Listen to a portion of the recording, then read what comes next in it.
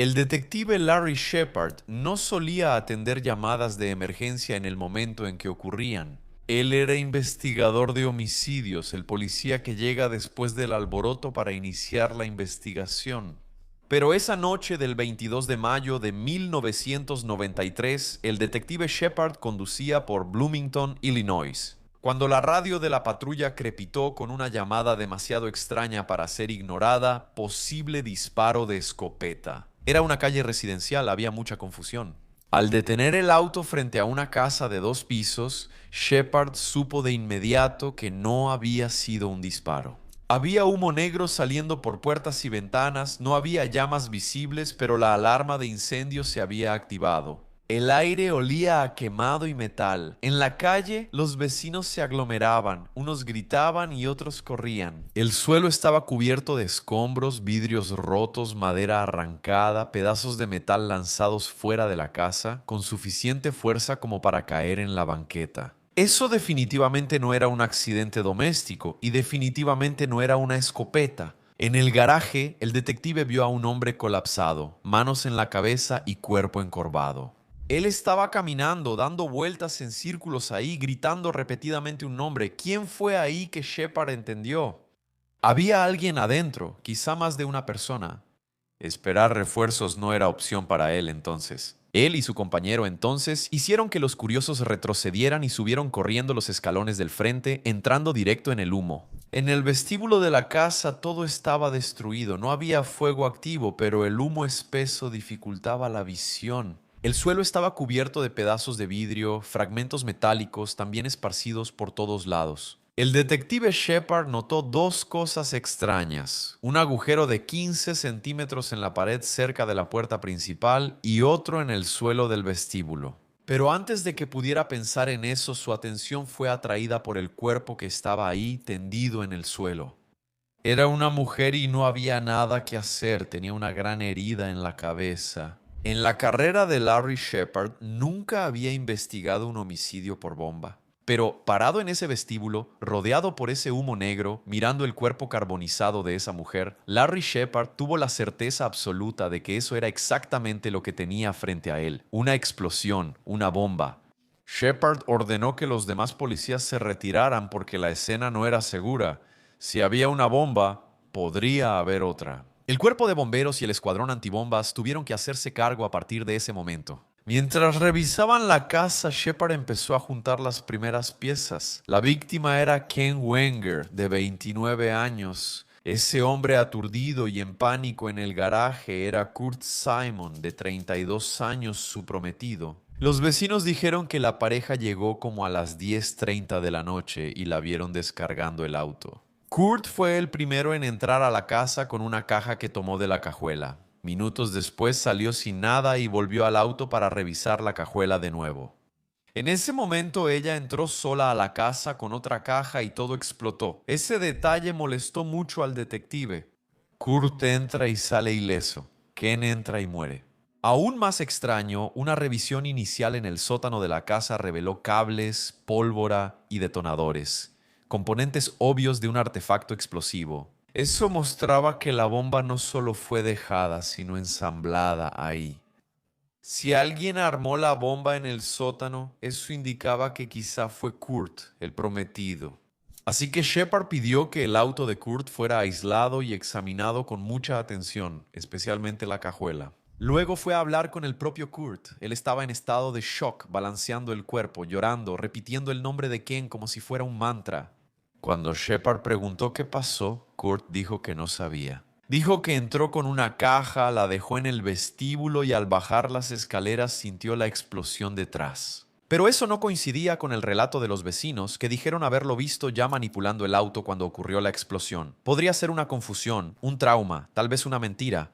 Sin pruebas suficientes, Shepard no arrestó a Kurt esa madrugada. Lo llevaron a la comisaría y lo interrogaron por más de una hora.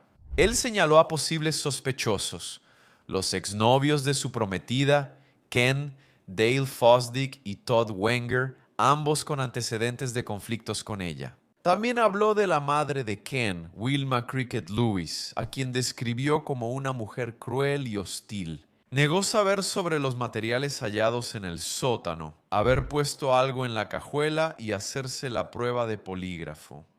Aún así, el detective lo dejó ir. Mientras tanto, la historia ya dominaba el estado. La mañana del domingo, a menos de 12 horas de la explosión, reporteros rodeaban la comisaría. El ATF, que es una agencia responsable de este tipo de investigaciones cuando involucra material explosivo ilegal, por ejemplo, fue llamado para ayudar en la investigación. La presión aumentaba y para el detective Shepard el problema era claro: el caso contra Kurt Simon se desmoronaba. Los amigos de la pareja decían que tenían una relación feliz. Se confirmó la coartada de Kurt en Iowa la semana pasada. Porque en ese momento de los hechos, el detective Shepard ya estaba buscando el historial, los puntos de conexión para llegar. El día de la explosión, el auto de Kurt estaba limpio. Una niñera que trabajaba para Ken aportó información crucial. La llave de repuesto de la casa había desaparecido semanas antes. En otra ocasión, ella llegó a quedarse encerrada afuera y tuvo que romper la malla de la puerta trasera para poder entrar a la casa. Eso significaba que cualquiera podría acceder a esa casa. No es que la pareja que se estaba mudando ahí no lo supiera. Gente, voy a hacer un paréntesis aquí. Toda esta contextualización.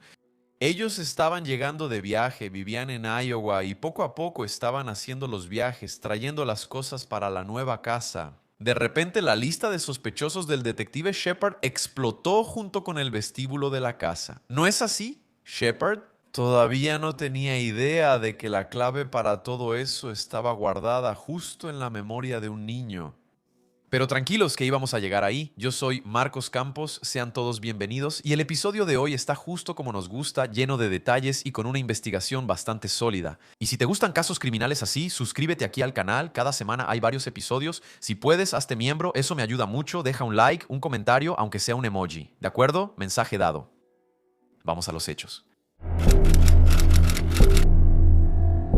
En esa mañana de domingo, 23 de mayo de 1993, el detective Larry Shepard ya estaba despierto. Hacía tiempo, demasiado tiempo, que estaba trabajando ahí sin parar. En este caso, en la cafetería de la comisaría. No sabía nada, pero él seguía llenando la taza y la mente con todas las conexiones posibles del caso.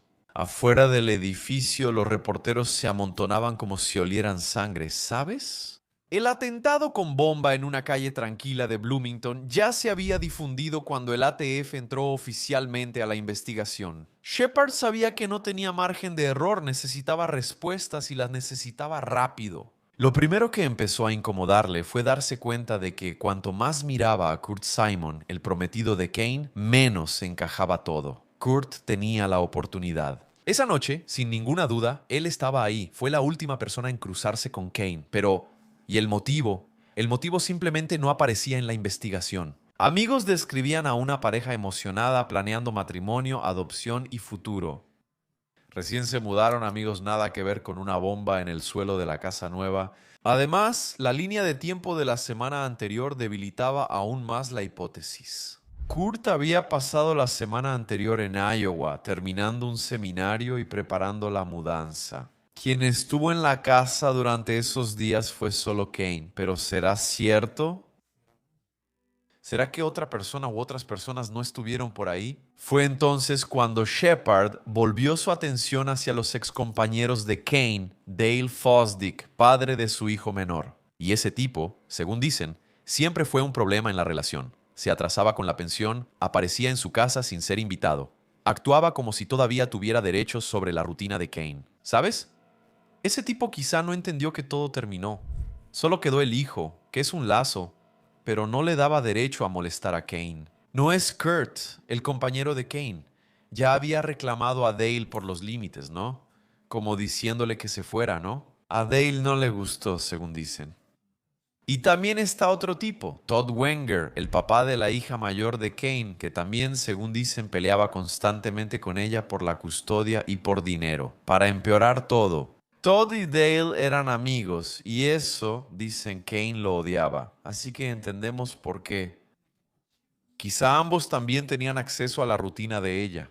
El compañero de Shepard, del detective Shepard, se encargó de hablar con Dale mientras Shepard interrogaba a Todd. Dale parecía realmente afectado por lo ocurrido. Su hijo pequeño, presente con él, lloraba constantemente. Durante la conversación, Dale interrumpía preguntas, admitió tensión con Kane y presentó una coartada sólida. Había pasado la mañana con su familia y la tarde haciendo jardinería y algunos vecinos confirmaron eso. Proporcionó nombres y teléfonos. Las primeras llamadas confirmaron su versión. Por su parte, Todd Wenger llegó a la sala de interrogatorios visiblemente nervioso. Tenía la mano así. Inquieta y evasiva, evitaba mirar al detective y admitió que peleaba con Kane. Tenía frustraciones con un acuerdo de divorcio, un resentimiento que había acumulado, pero cuando Shepard le preguntó por el día de la explosión, Todd se relajó y habló. Se dio cuenta de que tenía una coartada. En ese momento estaba con su hija y su nueva novia. Personas que podían confirmar cada paso y su coartada. Varios conocidos lo vieron con ellas ese día. Dos hombres con motivo pero sin oportunidad, ¿cierto? Y peor, el detective Shepard aún ignoraba cómo funcionaba o detonó la bomba. Especialistas del ATF reconstruían el artefacto con fragmentos recogidos, pero hasta entonces no había certeza de si la explosión fue activada manualmente por, no sé, algún control remoto, ¿no? Por algún tipo de temporizador. Sin esa información era imposible cerrar todos los puntos, como la ventana de tiempo del crimen. Nadie reportó movimientos extraños cerca de la casa durante la explosión, dejando la investigación en un limbo. El detective Shepard decidió cambiar de rumbo la noche del domingo, casi un día después de la muerte de Ken. Él fue a la casa donde vivían su hermana, Johnny, y también su madre, Wilma, o conocida como Cricket Lewis.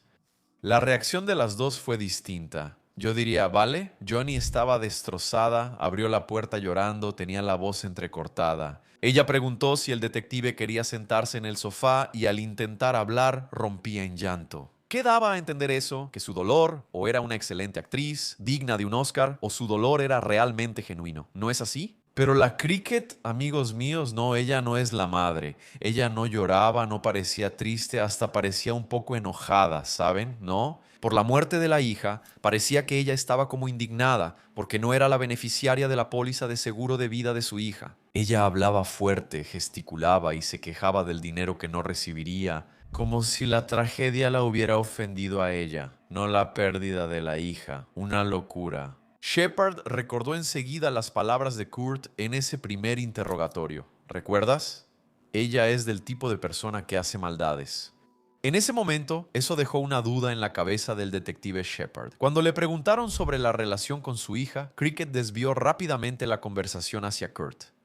Ella dijo que él arruinó la vida de Ken y terminó la mejor relación de su hija, que era con Dale Fosdick. Ella dijo que antes de Kurt hablaba a diario con Ken, era su rutina de madre e hija. Tras la llegada de Kurt a la vida de Ken, le prohibieron hablar con su hija. ¿Por qué será, no? Cricket hablaba rápido y saltaba de tema, dominada por la rabia. El detective Shepard dudaba si trataba con una mujer cruel. De alguien tal vez lidiando mal con el duelo o, ¿por qué no?, de alguien con culpa o todo eso junto, ¿no? Nunca se sabe. En ese momento, Johnny, la hermana, interrumpió y propuso un nuevo nombre. Un colega de Ken llamado Phil Hartman. La hermana contó que Ken dejó su trabajo recientemente porque, según ella, sufrió acoso sexual de ese hombre. Se hizo un acuerdo financiero, pero según Johnny, Phil luego amenazó con vengarse. Pero un sospechoso en el caso ahora no es cualquiera, diría yo, con motivos. Cuando Shepard salió de esa casa, pensó que iba a reducir su lista, pero salió con una lista aún más grande. Kurt, Dale, Todd, Phil y, ¿por qué no?, Cricket, ¿no es así? Ya era tarde, Shepard ya estaba exhausto. Estaba despierto desde el sábado por la mañana cuando todo ocurrió tras el atentado. Decidió ir a casa a dormir. El lunes 24 de mayo, casi 2 días tras la explosión, Shepard regresó a la casa de Ken. Ahora, ese lugar ya no es igual. La casa ya estaba liberada y el cuerpo retirado. El vestíbulo seguía destruido con banderines, fotos y mediciones. ¿Conoces esa típica escena de crimen? Los fragmentos ya estaban catalogados y en el vestíbulo había revistas quemadas en el suelo. En fin, amigos, era el escenario de un crimen brutal. Al mismo tiempo tenía esa carga emocional de sueños literalmente destrozados. La autopsia mostró daños en la mano izquierda de Ken. Ese es un punto, ¿no? Los especialistas de ese organismo de bombas, el ATF, llegaron a una conclusión crucial para el caso. La bomba se activaba por movimiento. Ahora digamos que las cosas comenzaban a ser más lógicas y claras para el detective Shepard, quien probablemente vio el paquete extraño en el suelo. Ella lo tomó con la mano izquierda, lo que activó el explosivo y explicaba por qué el asesino no tenía que estar cerca de la casa durante la explosión. Ustedes realmente pensaron que era algo planeado para inducir una coartada, ¿verdad? Si él no necesitaba estar cerca, estaba lejos y así tendría una coartada. Esa pieza que indicaba que la bomba explotaba con movimiento era clave en la investigación, ¿eh? La bomba pudo haberse puesto horas o días antes, ya que estaban de mudanza, lo que también explicaba los materiales en el sótano. ¿Se acuerdan que comenté que había ahí cables, pólvora, detonadores y todo eso? Entonces, ¿la bomba había sido armada en la casa? ¿Por qué piensan? ¿Transportar esa bomba ya armada? Sería muy arriesgado para el criminal, ¿no? Ese artefacto exigía conocimientos técnicos, paciencia y precisión. Un error ahí, y el propio fabricante de bombas volaría por los aires. Entonces, en ese momento, Cricket salió de la lista de sospechosos. Ella simplemente, según el detective, no parecía capaz de algo así. Ya Dale y Todd, ambos mecánicos, permanecían en la lista. Kurt, muy educado e instruido, también quedó en la lista.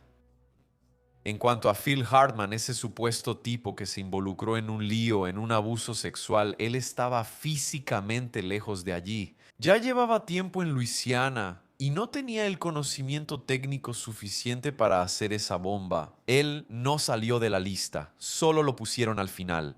Mientras Shepard veía el vestíbulo destruido, una idea empezó a formarse en su mente. Quien hizo eso se sentía cómodo en la casa, entró sin miedo, trabajó en el sótano y armó una bomba en el vestíbulo. ¿Será que él sabía que la pareja no iba a llegar?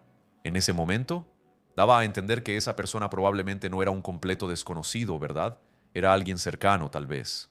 Shepard bajó los escalones para investigar los trabajos de Dale y Todd cuando oyó que alguien gritaba su nombre. Un policía corrió en la calle y me llamó mientras hablaba con los vecinos. Dijo que tenía algo interesante para contarme. El policía preguntaba a los vecinos si habían visto a alguien cerca o si alguien había pasado o entrado a la casa días antes. De pronto preguntaron si era alguien desconocido o si los vecinos ya lo habían visto antes o si realmente existía o solo pasaba por ahí. El detective Shepard siguió al policía y vio a una niña de unos 10 u 11 años con su papá en la banqueta. La niña estaba muy nerviosa. Cuando Shepard habló con la niña, supo que el caso podría resolverse. Esa niña del vecindario claramente no quería estar ahí, ¿verdad? Se veía asustada e insegura, agarrando la camiseta de su papá. El papá estaba ahí al lado, serio, ¿no? Tratando de transmitir un poco de confianza, de darle seguridad a la niña, ¿vale? El detective Larry Shepard se agachó y la miró a los ojos. Ahí le habló calmado y le dijo: puedes estar tranquila, no hay problema. Dime lo que viste, nos puedes ayudar mucho. La niña se tranquilizó y comenzó a contar. Algunos días antes de la explosión, ella no sabía decir exactamente qué día, pero estaba jugando en el patio de su casa y vio a un hombre salir de la casa de la vecina. La casa de Ken, donde fue la explosión, ella dice que ese hombre caminaba tranquilo como si perteneciera ahí. No corrió ni parecía nervioso, solo salió, cruzó el jardín y fue a su auto. Antes de entrar, él vio a la niña, ella también lo vio, les saludó y él respondió. Cuando Shepard le preguntó si conocía a ese hombre, ella respondió que sí, lo conocía, incluso dijo que ya lo había visto por ahí varias veces. ¿Sabes quién era? Alpitsdale Fosdick. Para Shepard ese nombre fue un golpe, ¿no? Como si el concreto explotara. Ya no era suposición ni rumor, era un reconocimiento directo de alguien sin motivo para mentir, ¿verdad? Desde entonces, la investigación tomó otro rumbo. Los agentes del ATF ya trabajaban vinculando fragmentos microscópicos del explosivo a materiales específicos. Con Dale destacado, Shepard pidió cruzar todo. Herramientas, componentes, residuos, hábitos y piezas se alinearon. Dale tenía un pasatiempo antiguo y aparentemente inofensivo, pero le daba sabiduría, ¿no? Él hacía aeromodelos, esos aviones de control remoto, un hobby que requería saber electrónica, cables, ¿por qué no simples detonadores?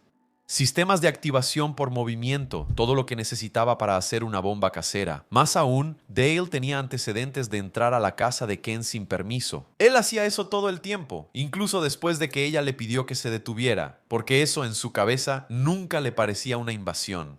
Para él era su derecho, y eso explicaba muchas cosas. ¿No es así, chicos? Porque el tipo que construyó la bomba se sentía cómodo ahí con él. La gente lo vio porque no temía mostrarse ni la chica se sorprendió. Dale era parte del ambiente del barrio. Las autoridades reconstruyeron la que creían era la secuencia real de los hechos. Miren. La mañana del sábado, 22 de mayo del 93, como a las 11:30, Dale estacionó su auto allá en la casa de Ken, en el asiento del pasajero. Llevaba una bolsa con una bomba de tubo parcialmente armada y algunas herramientas. Luego salió del auto y fue a la puerta principal. Usó la llave, una llave de repuesto que meses antes él había robado del tapete que estaba ahí frente a la casa. ¿Conoces el hábito de dejar la llave bajo el tapete? Ken no lo sabía, solo notó que alguien había tomado la llave. Porque un día ella se quedó afuera de la casa y tuvo que entrar rompiendo. ¿Recuerdas que mencioné al principio que ella rompió para poder entrar, rompió la malla de protección de la puerta? Pues sí, bueno, regresando aquí. Dale entró, bajó al sótano, dejó sus materiales y comenzó a trabajar en la bomba. Él no se preocupaba, conocía los horarios del vecindario y sabía que nadie sospecharía verlo ahí. Y aún más importante, él sabía que no estaría presente en el momento de la explosión. Él construiría una coartada, como les dije. Tras armar casi todo el artefacto, recogió la mayoría de las herramientas y dejó algunos materiales pensando que la explosión eliminaría cualquier rastro. Entonces, subió las escaleras, puso la bomba en el suelo del vestíbulo de entrada y ahí la terminó. El mecanismo que, como vimos, era una bomba que se activaba por movimiento, ¿verdad? Cualquier movimiento errado ahí y todo explotaría. Uno se lo imagina, ¿no? El sudor bajando por la frente de esa persona. Terminó todo, se levantó, abrió la puerta de Boaza y fue a su auto. Ahí ocurrió esa escena, ¿verdad? Vio a la niñita. Ella le hizo una señal, todo bien, y Dale se fue. Él pensó que nadie lo recordaría. Horas después, entonces, Ken y Kurt llegaron de viaje trayendo algunas cosas de su mudanza. Kurt entró primero, cargó una caja. La bomba ya estaba en el suelo, pero no lo notó en ese momento. Él regresa al auto y Ken entra sola, donde ve una caja extraña en el suelo y, movida por curiosidad, se acerca. Ellos se estaban mudando, amigos, ella va, se agacha, toma la caja y la bomba explota y todo lo que vino después es lo que ya les conté. Caos, humo, la desesperación de Kurt y la llegada de la policía fueron resultado de una decisión tomada por alguien que creía tener derecho. Sobre su vida y el motivo, amigos, cuando se reveló, era tan surrealista, tan cruel como simple. Dale estaba consumido por el fin de la relación. Peor aún, él escuchó de Kricht, la mamá de Ken con quien tenía contacto, y vimos que a Kricht le agradaba este tipo, ¿verdad? Escuchó que Kurt, esposo de Ken, su prometido, quería adoptar a su hijo. La idea entonces de que el niño pudiera crecer llamando a otro hombre papá hizo que el tipo cambiara el chip en su cabeza. Meses de investigación forense complicaron más el caso. Los residuos que se encontraron, específicos, estaban ligados a materiales usados en la bomba y también a artículos que, digamos, Dale tenía en su poder. El patrón de ensamblaje coincidía con los diseños que también encontraron ahí con Dale, y su presencia en la casa, confirmada por la niña, cerraba todos los eslabones de esa cadena criminal. Dale Fosdick fue arrestado, juzgado y condenado por asesinato en primer grado a 55 años de prisión. Pero no lo cumplió, ya que en 2010, tras 14 años en prisión, Dale murió encarcelado. Víctima de una enfermedad que no fue esclarecida, Ken Wenger nunca llegó a casarse con Kurt, nunca vio crecer a los hijos, nunca tuvo la oportunidad de empezar la vida que ella planeaba. Y todo porque alguien confundió el amor con el control. ¿Conoces ese dicho? Él pensó que si no era suyo nadie la tendría. Impresionante, ¿verdad, amigos? Se necesita sangre fría para armar la bomba con el riesgo de que cualquier error la haga explotar. El tipo ya debe estar muy tentado, ¿no? Pero va, lo hace, la deja y se va como si nada, hermano. No lo entiendo, viejo, porque nosotros, gente normal, sí tenemos ese límite. Y entonces, hermano, te pones a imaginar eso. ¿Cómo es que el tipo logra irse sabiendo que lo dejó ahí, verdad? No es como si algo en ti dijera, Dios mío, desarma, regresa, aún hay tiempo. No, el tipo se queda hasta que explota, hermano. Eso está muy loco. Quiero saber qué te pareció este episodio. Coméntamelo aquí. No te olvides de activar la campanita para más episodios como este. Deja un like y un comentario, aunque sea un emoji, y hazte miembro exclusivo. Un beso del pelirrojo y hasta el próximo episodio.